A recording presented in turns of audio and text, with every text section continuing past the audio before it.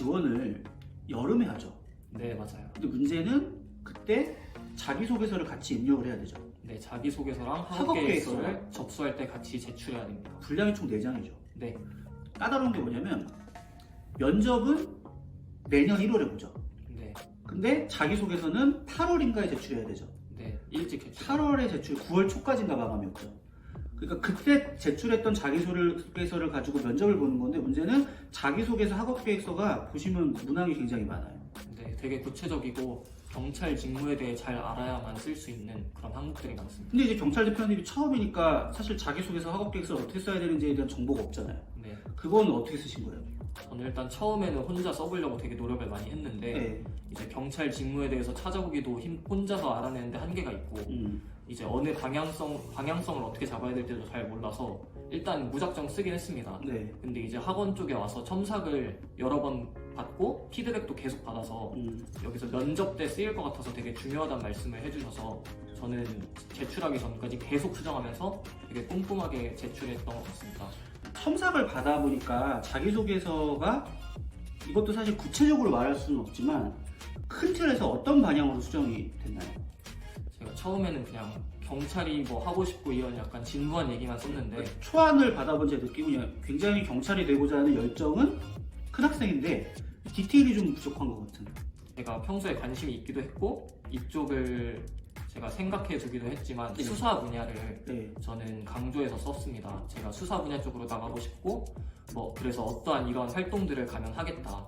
그런 걸 쓰면 좋겠다고 이제 선생님께서 말씀해 주셔서 그쵸. 참고해서 제가 조금 더 찾아보고 많이 추가해서 썼더니 실제 면접장에서도 수사 분야 쪽을 되게 열망이 있는 학생 같아 보인다고 말씀해 주시고 되게 좋게 봐주셨습니다. 자기소개서라는 게 따로 자기소개서에 할당된 점수는 없죠.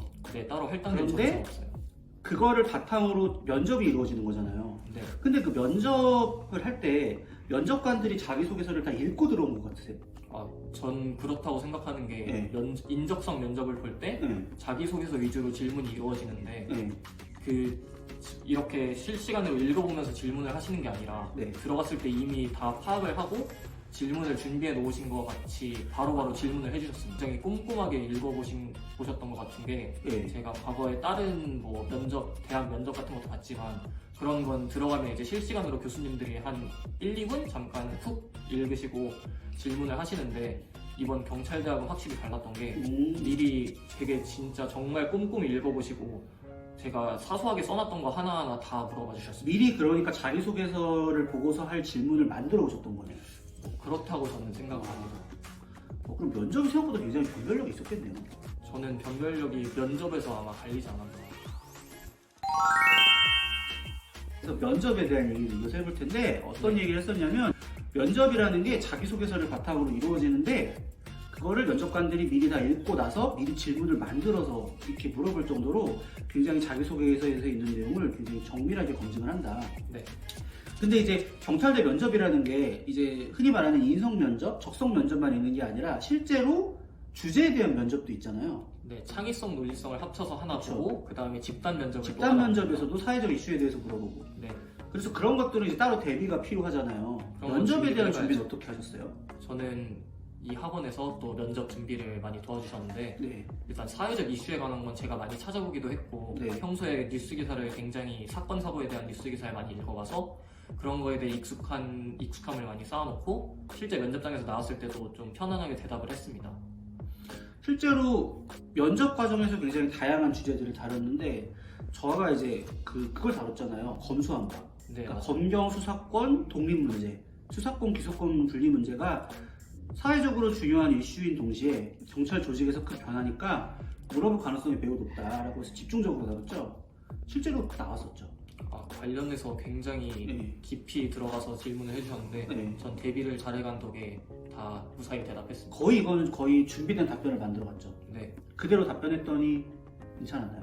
그냥 웃으시면서 고개를 끄덕거려 주셨습니다. 왜냐면은 이게 중요한 게 뭐냐면은 그 경찰 조직은 제가 생각하기에 지향하고자 하는 목표와 가치가 굉장히 명확해요.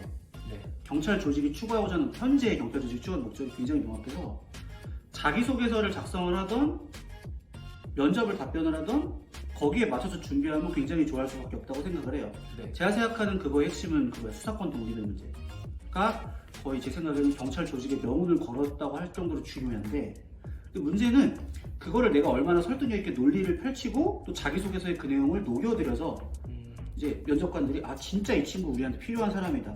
실제로 면접 끝나고 후기를 받은 게 정말 우리 경찰대에 와서 경찰이 되고자 하는 의지가 확고해 보인다고 칭찬을 들었다는 후기가 있었죠. 네, 맞습니다. 그 정도로 정말 자기소개서와 면접에서도 특화된 준비를 했어요. 왜 그러냐면은 물론 언어 논리 강의도 하고 논술 강의도 하지만 그런 경찰 조직에 대한 이해가 저도 그렇고 원장님도 그렇고 학원 선생님들이 많이 가지고 계시기 때문에 실제로 그거를 준비 과정에서 느끼셨나요? 전 굉장히 이해도가 높으시다고 전 느낀 게 네. 단순히 뭐 이런 게 필요하다 이런 식으로 말씀해 주시는 게 아니라 그 찬성과 반대 측 입장을 모두 고려한 다음에 네. 종합해서 어느 쪽으로 대답을 하면 좋을 것 같다. 그게 딱 말씀해 경찰 주시죠. 조직에서 원하는 방향으로 네, 패치를 맞아요. 하면서 찬반을 골고루 고려하게끔 훌륭 트레이닝을 했죠. 네. 그 주제를 저희가 한 20개 정도 연습했죠. 네, 20개 쉬지 않고 계속 몇 계속 시간씩 트레이닝을 해서 면접도 무난하게 치러낼 수가 있었어요. 그러면은 그 이제 체감적으로 면접이라는 게 이런 거죠. 그러니까 내가 예를 들어서 필기를 합격을 하긴 했는데 1차가 3배수를 선발하잖아요. 네, 75명 75명을 선발하고 커트라인이 120. 5.5점. 그럼 내가 그래서 거의 커트라인 근방으로 붙었어요. 그러면 면접을 통해서 역전하는 게 어느 정도 가능하다고 생각하나요? 저는 체력과 면접을 만약에 정말 잘 보신다면 네. 충분히 역전의 기회가 있다고 생각하는 게 네. 이게 필기 점수가 막 차이가 엄청 극심하게 막 극단적으로 양극단이 있는 게 아니고 맞아요. 굉장히 다닥다닥 붙어있기 그 때문에 특정 구간대에 엄청 몰려있죠. 네, 그 구간대에 몰려 있어서 만약에 체력이랑 면접에서 남들보다 그 환산했을 때 1, 2점만 앞서도 네. 막 그게 막 10단계씩 뛸 수도 있다고 저는 생각합니다. 맞아요. 근데 이제 체력에 대한 얘기가 나왔는데 네.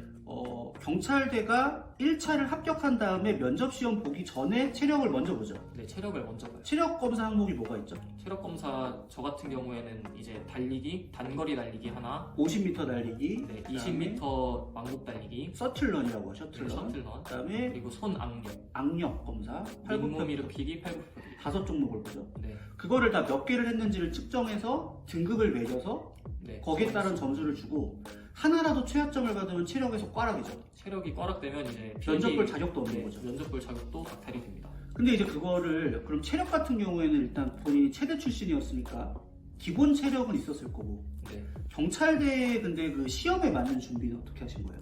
저는 우선 평소에 늘 운동을 꾸준히 해왔고 네. 이 시험을 준비하면서도 약간 휴식이라기보단 기분 전환으로 주말이나 네. 아니면 뭐 학원 끝나고 좀 틈틈이 운동을 했습니다. 그리고 1차 시험이 끝나고 네. 체력 시험 보기 전까지 약 5주에서 6주 정도 시간이 있는데 그때 만약에 정말 자신이 체력을 늘리고 싶다 하시는 분은 학원을 다녀서 좀 전문적인 트레이닝을 받는 게 중요하다고 저는 생각합니다. 실제로 저희도 체력 학원을 전문가를 초빙을 해가지고 실제 경찰대 시험이랑 똑같은 형태로 체력 테스트를 본 적이 있었죠. 네, 맞아요. 그때 그 테스트를 봤던 게 도움이 됐었나요? 그때 테스트를 제가 만약 보지 않았더라면 네. 어떤 종목을 이제 중점적으로 훈련을 해야 될지 몰랐을 텐데 네. 그때 제 점수를 제가 보고 약간 충격을 받아서 좀 중점적으로 악력이나 이런 걸 많이 훈련했던 처음 기억이 테스트를 했을 때는 생각보다 많이 나왔는데 사실 악력 같은 경우에 그 요령 있잖아요. 나요. 네, 맞아요. 그런 요령에 맞춰서 연습을 해서 많이 끌어올린 거죠. 네, 체력 점수는 50점 만점으로 환산되죠. 네, 50점. 그럼 본인 점수는 이것도 이제 정확하게는 말할 수 없으니까 몇 점대다.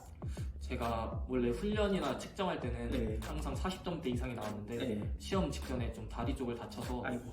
제가 그래도 30점대는 나왔습니다. 그럼 상당히 그것도 괜찮게 본 축에 속하는 거네요. 네, 괜찮게 본 편입니다. 그래도 왜냐하면 실제는 꽈락자들도 막 나왔고. 꽈락자도 한 10명 정도 나왔습니다. 그럼 만약에 내가 진짜 체력을 너무 잘해가지고 예를 들어 50점 만점에 막 45점을 받았어요. 그러면은 필기 점수가 상당히 많이 뒤집힐 수가 있겠네요. 네, 굉장히 많이 뒤집힐 수 있습니다. 근데 이제 대부분의 그 또 지원자들이 체력도 비슷하게 거의 그러니까 꽈락을 면한 정도에서 비슷한 정도에 대부분 몰려 있는 거죠. 그렇다고 볼 수 있고 이게 좀 약간 잘하는 분들은 정말 잘하고 그렇죠. 진짜 꽈락만 겨우 면하는 분들은 편차가 크게 나는 거죠. 네, 그런 분들이 있고 해서 근데- 체력은 틈틈이 계속 하시는 게 정말 중요하다. 근데 이게 이제 올해는 또 바뀌죠. 네, 올해는 아직 최종안이 나온 건 아닌데 순환식. 순환식 체력 단련으로 네, 이게 이제 서킷 트레일이라고 보통 부르죠. 네. 이거를 하는 데가 제가 알기로 소방. 소방 쪽도 예, 하고. 그래가지고 제가 알기로는 이게 이제 등급별로 점수를 매기는 방식이 아니라 아직 확정은 안 됐는데 각 파트에서 패스올 페일로. 근데 그게 뭐 상중하 평가를 한다는 말도 있고 제가 알기로 아직 정확한 안이 나온 건 아닌 걸로 알고 네, 있는데 정확한 안은 아직 안 나왔습니다. 근데 기본 안은 각 단계를 다 통과를 해야 되는 걸로 네, 알고 있어요. 통과를 다 해야 될 거예요. 그래서 이게 꽈락을 당하기는 오히려 더 위험할 수도 있는 네, 그런 방식으로 체력을 검증을 하죠. 그래서 체력 같은 경우에는 평소에 연습을 하는 게 제일 좋겠네요. 평소에 뭐 달리기라든지 아니면 뭐 헬스장 가서 웨이트를 하시던지 그런 거 좋아하는 운동 하나를 정해놓고 꾸준히 하시면 좋을 것 같습니다. 사실 단기간에 제일 극복하기 어려운 게 체력이죠. 근데 단기간에 안 되는 건 체력이죠. 경찰대 같은 식의 편입을 하는 학교는 전부 경찰대에 하나도 없잖아요. 경쟁률도 굉장히 높은데 내가